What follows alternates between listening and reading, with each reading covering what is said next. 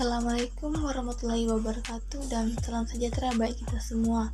Perkenalkan, nama saya Wanda Tresya dari Fakultas Teknologi Kesehatan, Prodi Administrasi Rumah Sakit dengan NIM B1B1200039 dari kelas B dengan dosen pengampu Ibu Runi Meirati SSM Hum.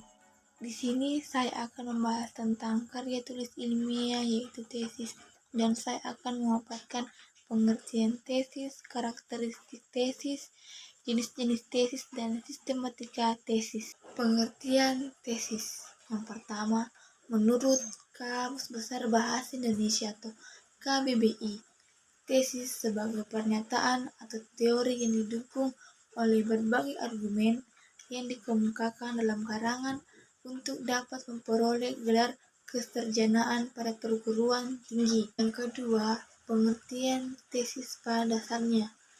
Tesis pada dasarnya adalah karya tulis ilmiah yang isinya memaparkan secara ilmiah yaitu logis dan sistematis suatu bahasa atau serangkaian gagasan yang merupakan hasil kajian berdasarkan fakta yang disampaikan secara akurat dan dapat dipertanggungjawabkan. Selanjutnya, karakteristik tesis terbagi atas 6 bagian. Yang pertama itu fokus kepada salah satu isu sentral di dalam suatu disiplin ilmu pendidikan.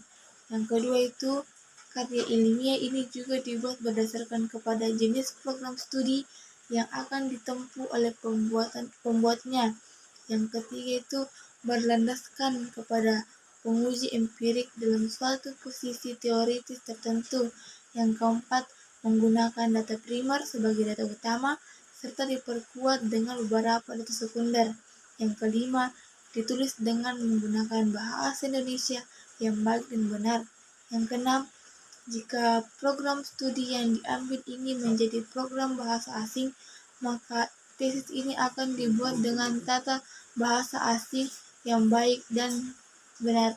Selanjutnya yaitu jenis-jenis tesis. Jenis-jenis tesis terbagi atas 2 bagian. Yang pertama itu tesis kuantitatif dan tesis kualitatif. Tesis kuantitatif adalah tesis yang disusun untuk membangun berbagai macam pernyataan atau kerangka hipotetikal. Tesis kuantitatif sering juga disebut dengan nalar deduktif hipotetikal. Yang kedua itu tesis kuantitatif. Tesis kuantitatif adalah tesis yang dibuat bukan untuk membangun berbagai macam pernyataan atau kerangka hipotetikal dan bisa disebut dengan istilah nalar induktif non-hipotetikal. Selanjutnya yaitu sistematika tesis.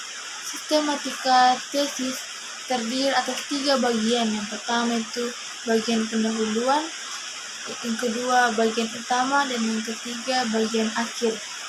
Yang pertama itu bagian awal. Bagian awal proposal sama dengan skripsi, yaitu memuat 2 bagian, yaitu halaman sampul dan halaman persetujuan. Halaman sampul yang berisi dengan logo ulama dengan diameter 4 cm, juga proposal, maksud penulis proposal, nama dan NIM, nama program studi, jurusan, fakultas, dan universitas, bulan dan tahun pengajuan yang semua dicetak dengan huruf kapital. Yang kedua itu halaman persetujuan. Isi halaman ini mengajukan bahwa proposal tesis yang diajukan oleh mahasiswa telah disetujui oleh para pembimbing. Selanjutnya bagian utama.